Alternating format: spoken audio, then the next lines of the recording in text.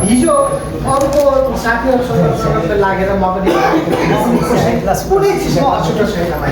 Cigarette PN कि तमाखु खाइन कि रक्सी खाइन कि म सबै गरेको भाइ। तर म त जब डिएक्सनको क्षेत्रमा आएदेखि मैले तमाखु पनि छोडेँ, मैले यस्तो रक्सी सक्से पनि छोडेँ, म स्वास्थ्य राम्रो पनि भएँ, मैले समृद्धि पनि कमाएँ र मेरो एउटा इज्जत पनि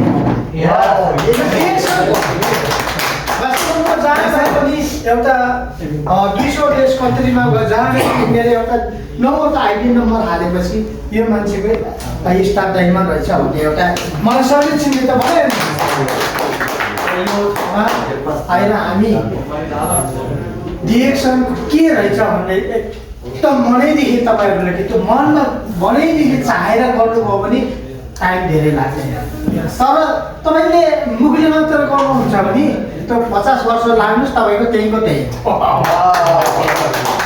म उदाहरण दिन्छु यहाँ कुन सर हाम्रो उहाँ के जयकान्त चौधरी सर, म उदाहरण दिन्छु यहीँ।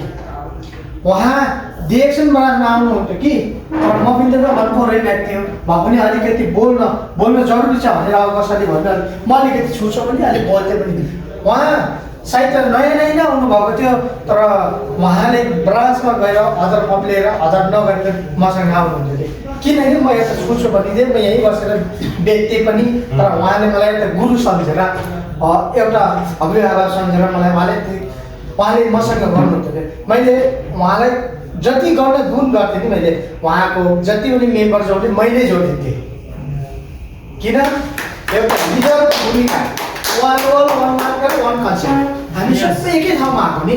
हामी एउटा अभिभावक भएपछि जस्तै एउटा लिडर भइसकेपछि सबै मेरो दाजुभाइ हेर्नुहोस् त, आज सबै तराई पहाड मार सबै मेरो दाजुभाइ कलेज डिएक्सनको सिस्टमले। आज म हाम्रो पुनबुलसरको गाउँमा जाउँ भने म भोको बस्दैन, उहाँ मेरो गाउँतिर आउनु भने उहाँलाई मेरो मात्र नाम लिएर आउनुहोस्, उहाँलाई घर बस्ने ठाउँ गर्नु होटेल गर्नु पर्दैन। हामी छ डिएक्सन यही हो हाम्रो सफलता र हाम्रो पहिचान। त्यो डिएक्सनमा त पाउने यस्तो ठाउँलाई एउटा पवित्र एउटा मान्छेहरूले भन्छ नि मन्दिरमा गएर पूजा गरेर मात्रै हुँदैन कि त्यो पूजा गर्नुभन्दा पहिला आफ्नो आत्मा सफा गर्नुहोस् कि सबैसँग सफा गर्नुहोस्। सबभन्दा यही धर्म पनि हो, सबभन्दा हामीले एउटा लिडरको जिम्मेवारी पनि हो।